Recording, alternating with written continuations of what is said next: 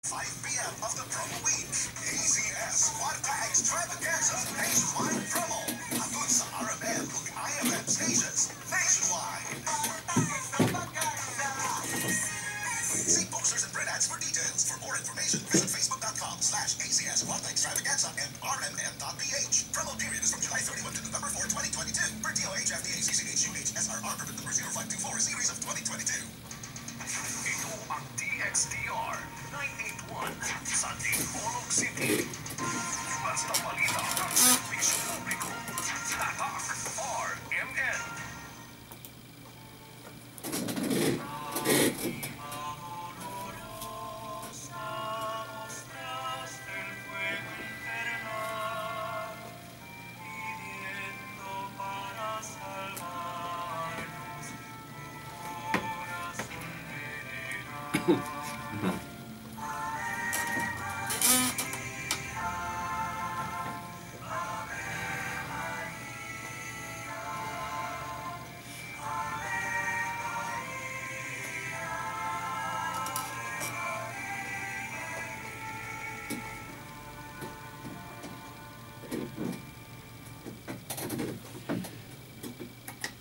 Sa ato nang nahisgutan sa miagi natong Sibya, nga ang atong Ginoong Jesucristo, wala gyud siya mosupak sa dihang naghuna-huna ang mga tinun-an nga adunay labaw nila sa katungdanan. Nanggilali sila, no, kung kinsay labaw nila sa katungdanan, no, kinsay chief nila.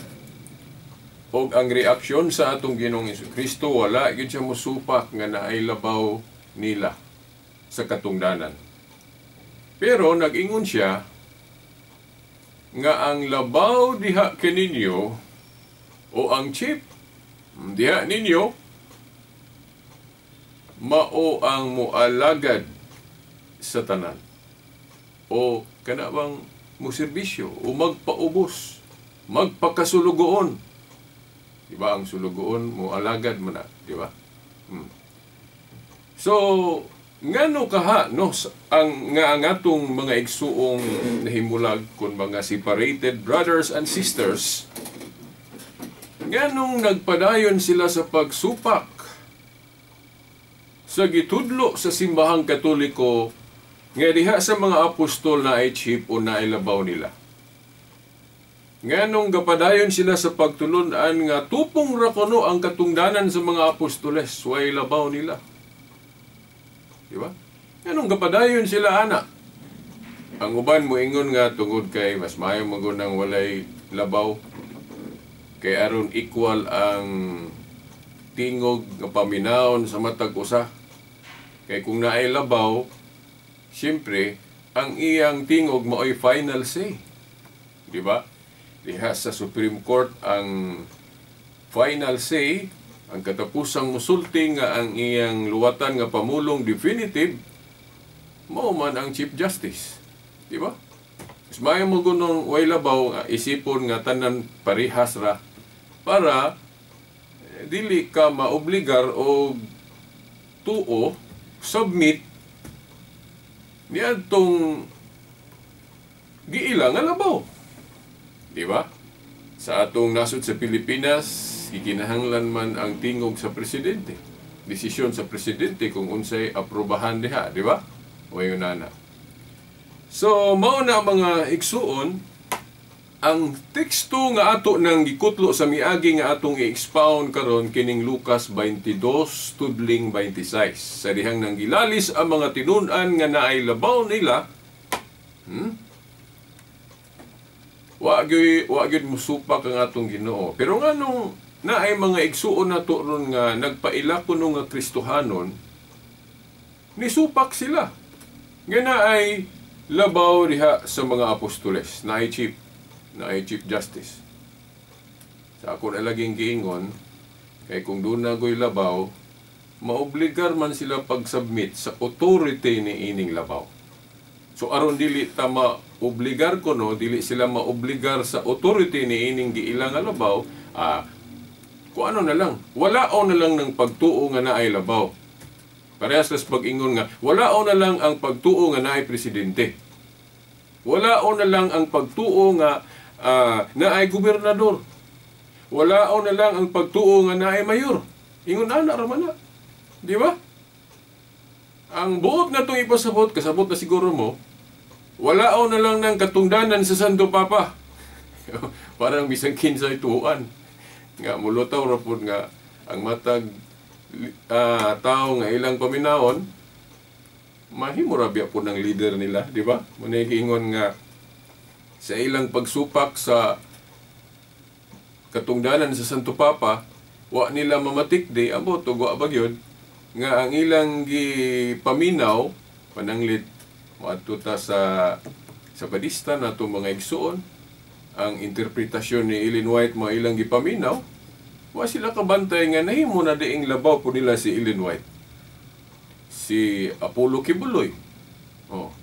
Kung doon na may mga sakop nila nga wala nila ilha nga si Kibuloy ilang pangulo, kung wala nila ilha pero ang ilang buhat nagtug-an nga ilang pangulo si Brother Apollo Kibuloy. Moadto po ta sa GIL, founded by E. de Villanueva.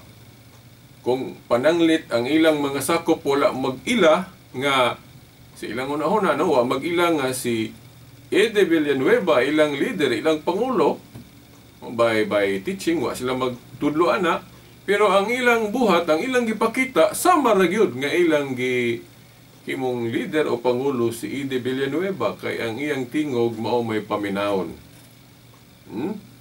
Ang saon pagsabot ng mga tudling sa Biblia, ang mga pastor uban nila mag-agad man sa unsay kanabang himuong interpretasyon ni E. de Villanueva sa iyang kwan. Kay kung dunay pastor pananglit mo ingon nga mao ni interpretasyon din, mo ingon si Brother Eddie nga di na mao.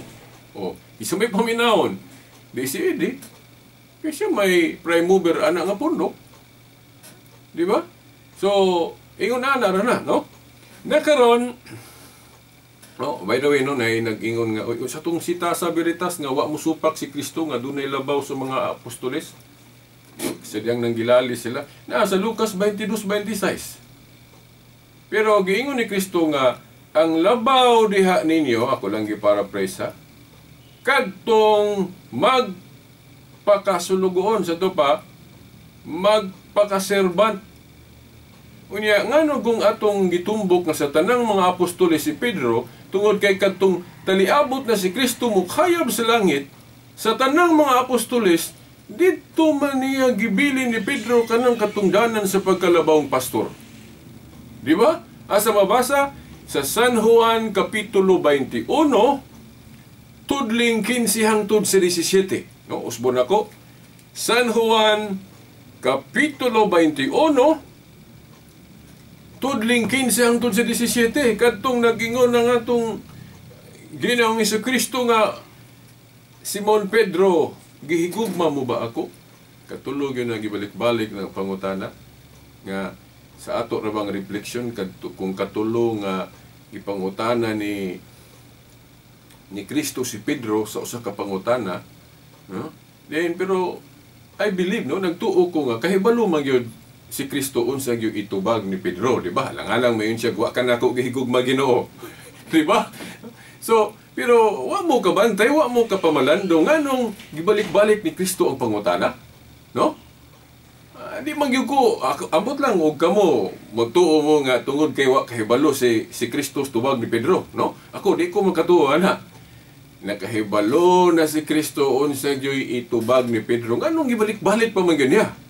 Wa mo kabantay ana katulo. Ha? Ang uban tungod kay katulo man gud ni gilimod ni sa to ni Pedro si si Kristo, di ba? Ang katong nangabugnaw sila kay katong namatay ba si Kristo wa pa nabanhaw. Nangabugnaw man to sila, no, mga apostol, no. Niya ay sila nangabuhi ilang pagtuo ni balik ang ilang pagtuo nalikon dito naman sa dihang nabanhaw na si Kristo, pero sa katong wa pa nabanhaw ogoy, no.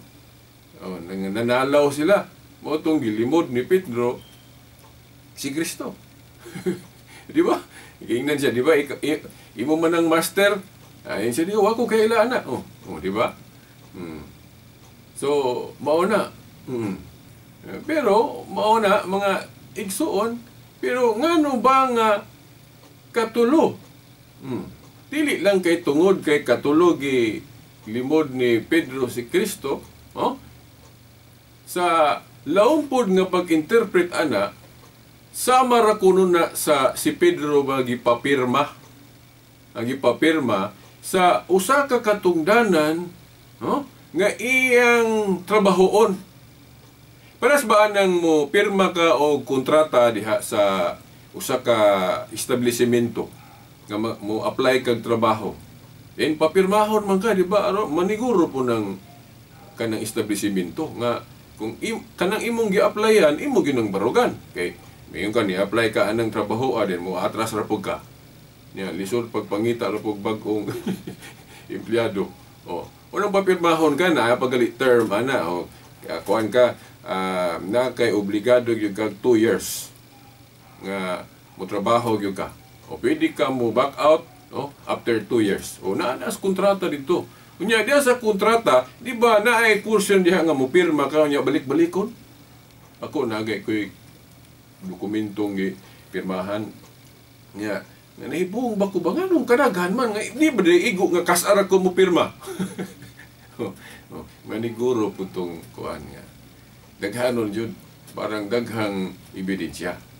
Ingon ana, mo po na nganong katulogi pangutana ni Kristo si Pedro sa usara ka pangutana parang maklaro gyud ang tubag ni Pedro. Di ba? Para maklaro. Parang di gid siya kaikyas, di ba? Kay unsa man day ang gisangon ni Kristo ni Pedro nga katungdanan. Wala giingon nga maunang pagkalabaw nga pastor, dili litra por litra nga giingon na ni Kristo. Pero masabot nga naman kay unsa man tong katungdanan nga gisangon ni Kristo ni Pedro. Pedro, atiman na ang akong mga karnero. Di ba? Unya katulugod niya gipangutan na si Pedro sa usara ka pangutana gihigugma ba ko nimo Pedro? Siyempre, kay balo na siya sa tubag nga. Ang tubag yun ni Pedro ani, gihigugma yun ka na ko Ginoo. Sa ato pa, kung gihigugma ni Pedro si Kristo, nagpasabot nga, og unsay imando, unsay isugo, ni Kristo, ni Pedro, matuog is Pedro. Matuog is Pedro. Nga naman kay nabagoy, nahigugma ka sa usa ka tao niya, di ka motuman sa unsay yung isugo unsay pangayog pabor diha nimo, di ba? Pananglit. Maingon ko sa akong asawa, nahigugma ko nimo love. Unya, ug unsay pangayoon sa akong asawa, unsay ihangyo niya, wa gyoy tumanon na ko ana. Adi na tinuod nga gugma. Di ba? Ang tinuod nga gugma, imo gyung ipahimuot nang imong gihigugma. So mao na nga sa ato pa kay kahibalo naman si Kristo unsay gyud itubag ni Pedro, mao nang gikatulo niya pag subli-subli, dili tungod kay katulo niya gilimod si Kristo. Kato emphasis po to nga parang di gyud ka balibad. Maulaw mo balibad si Pedro sa katungdanan nga gisangon ni Kristo niya. Maulaw siyempre ako. Maulaw ko giklaro gud katulo gipangutana, gigugma ba ko nimo Pedro? Gigugma ba ko nimo Pedro? Yan ingon siya na action na itong kalain si Pedro nga nganong ikatulo pagpangutana ni Kristo. Makibalo magid siya nga gihigugma gyud niya si Kristo, di ba? Kibalo naman gay po si Kristo ato. Ano ikatulo? Aron maklaro, aron di siya kabalibad. Kung tinuod kang nahigugma nako at timana ang akong mga karnero. Unya ang mga karnero ni Kristo kay tanan man, di ba? Tanan man. Ang mga karnero, pasabot anak mga karnero, mga tao, mga sakop sa iglesia, di ba? Ang mga sakop nga tuwa sa Jerusalem o asa man na sa Roma, sa Italia, sa Espanya, labi na sa atong panahon ron nga naabot na sa Amerika, naabot na sa Pilipinas. Mao kuno nay ati mano ni Pedro. Sa to pa, kana ang katungdanan na sa pagkalabawng pastor. Sa to pa, katungdanan na sa pagka-chief pastor. Sa laing pagkapamulong, gigamaan ang termino sa Roman Catholic Church, gigamaan ang termino nga Pope o Papa. Kanya, biblical mo po na. Ang uban, mayon, dili ko no biblical ng kanang termino nga Pope. Biblical na. Kay, ang unsay may pasabot ang termino nga Pope. Pope means father. Unya, nga nung muingon tag biblical na, kay kung muadto ta sa Isaias Kapitulo 22, sa ato naman yung atong nahisgutan naman is miyagi, kapila na nato nahisguti, no? Emphasis, no? Para mabugat yung mayo ba, kining kamatuoran na. Isaias 22, tudling 21, ang tud 22, ang tinugyanan sa Yahweh, tawgon og amahan. Amahan, unsa man ang amahan? Sa in English, father. Sa kinat sila, papa. So, kanang moingon nga dili biblical kuno nang kanang tinugyanan sa Yahweh, kana ang katungdanan tawgon og father, nasayop mo ana, naklarog yung nasayop mo. Litra por litra nga mabasa sa Isaias 22. Tudling 21 ug 22 nga ang tugyanan sa Yahweh sa gingharian, kana ang katungdanan tawagon ng amahan. Father, sa to pa papa. Pero nganong gipop man biritas, nganong dili man papa na lang. Simple ra ang rason. Identity. Kay kung moingon lang kog kag papa, daghang mang papa. Prasgod nako. Oh. Gitawag ko ang akong nickname Bobby. Oh. Kay daghan mang Bobby. Kung saan man pag ila nga ako gyud nga Bobby nga gipasabot, naay identity, Silbert. Si Bobby Dundoyano. Oh, si Bobby nga ang iyang middle name Adriatico. Pag ingog Bobby, Adriatico Dundoyano, wa na laing gipasabot nga Bobby ana si Silbert. Kana pong pag-ingon nga kanang Pope nga nas Vatican, pag ingog Pope wa na laing papa nga gipasabot. Kanang nas Vatican, successor sa katungdanan ni Pedro. So mauna. So, ngano pa ba nga padayon tang magsupak-supak ana ako ambot lang kung saong bali-bali. Wa gyud makalupig ana sa baruganang Katoliko. Moadto kas Orthodox di pos lang mo tuo.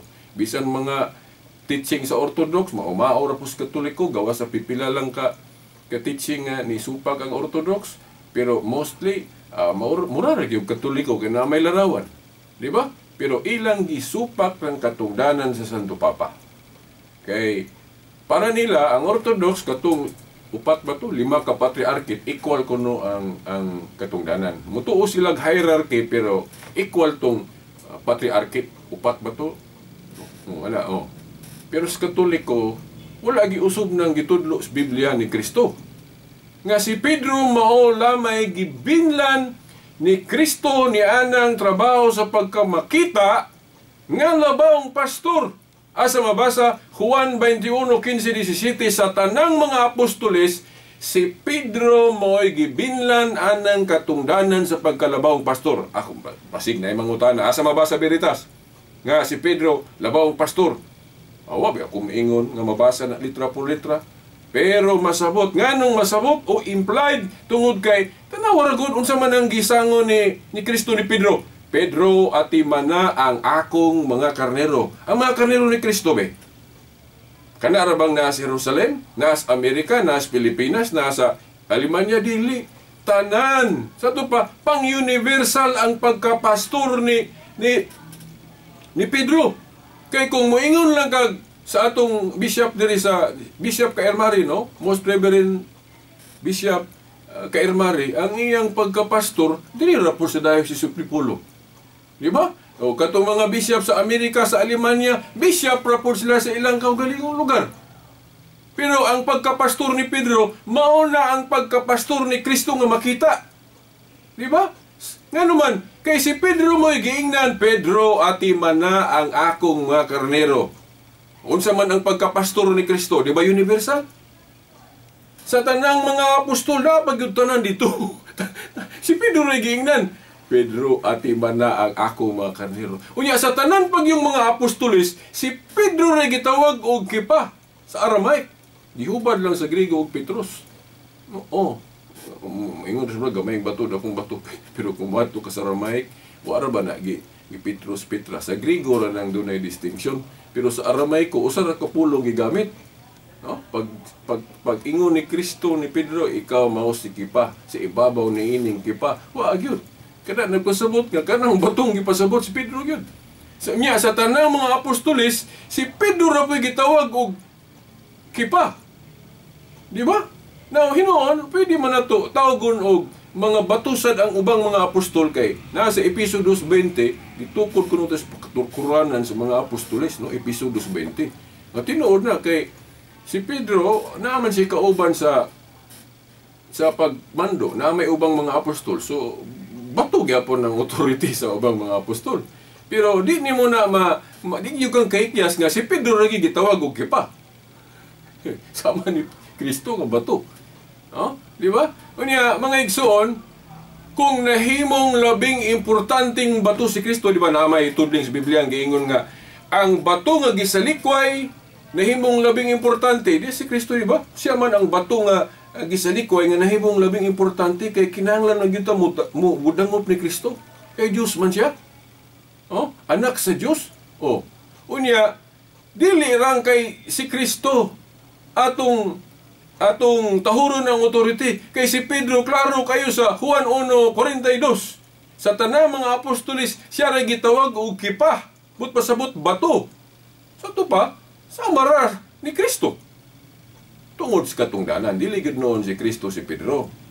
Representative lang kay sa tanang mga apostoles siya may tahasan anang pagkalabawang pastor. Oh. Unya na sa buhat 1:20 ang katungdanan kung mabakante dunay mo puli. Sama atong katungdanan ni Judas na bakante gipulihan ni siya to yung nakapuli Matias. Oh. Karon kanang pagkatinugyanan sa Yahweh ay kung ingnagway puli na. Dili matuman ng buhat 1:20 ang katungdanan mabakante dunay mo puli. Pulihan manggali sa INC kung mabakante ng executive minister, pulihan manggali nila, di ba? Kana pang kang Kristo. Si Kristo di kay baluana. Unya ang magpili katong naay authority, di ba? Mga obispo man base sa history. So mga obispo may magpili kinsay mosunod nga successor of St. Peter kung mabakante. Mo na nga kanang Sistine Chapel kung magtigom na ng mga kardinalya, mga obispo man na kung magpili nagpuli, authoritative na. No? Nagay sila authority pagpamasaylo og sala, Mateo 20:19-23. Ang inyong pasayloon diri sa yuta, pasayloon sa langit. Tanawa, mao na authority sa atong mga obispo. Ila pong gi-extend ng authority sa mga pare, mao nang mga opisyal gyud pare. Di ba? Kay maingon sila nga na may giusab kanang Sabat, giusab ba nang himumang solemnity ron ang Domingo, wa sila kabantay. Nga kung tagaag authority sa Dios ang mga obispo, ang ilang usbon dire katong balaod nga pwedeng mausab, ang ilang giusob sugo na sa Dios. Ayuhan ra gyud yung sabot, bisan unsay usbon sa mga obispo nga naa sa authority sa pag-usob, inig usob niya dili na lunlon sugo lang sa mga obispo, mahimo ng sugo sa Dios. Ano man? Narapod diha sa Mateo 18:18. Basahan ra gud ninyo nga nganong wa mo kasabutan na. Mateo 18:18 unsa may gahom sa mga obispo. Mateo 18:18 ang inyong idili diri sa yuta, idili sa langit, ang inyong itugot. Oh. So ito pa, og unsay itugot, idili og itugot sa mga obispo, mahimo na ng sugo sa Dios kay itugot man kuno niya sa langit. So ato ning padayon sa Domingo kay katong Council of Laodicea, pagbalihin sa solemnity of the Sabbath, mahimo tong sugo sa Dios. Mo ni wala mabantay sa mga Seventh Day Adventist. O sila kay bulong nga naa day council sa Katoliko nga mahimong sugo sa Dios. Kay tungod sa authority. Sige ato ning padayon sunod Domingo pohon mga tinahod nga tigpaminaw. Pasilo lang ko kung medyo na ipagkasarkastiko. Tawhanon anak ko. Ay nag-i-apil. Ang kamatuuran lang i-apil. Okay? Hangtod sa sunod Domingo pohon sa mga oras ug istasyon. Sa ngalan sa Amahan, sa Anak, sa Espiritu Santo. Amen.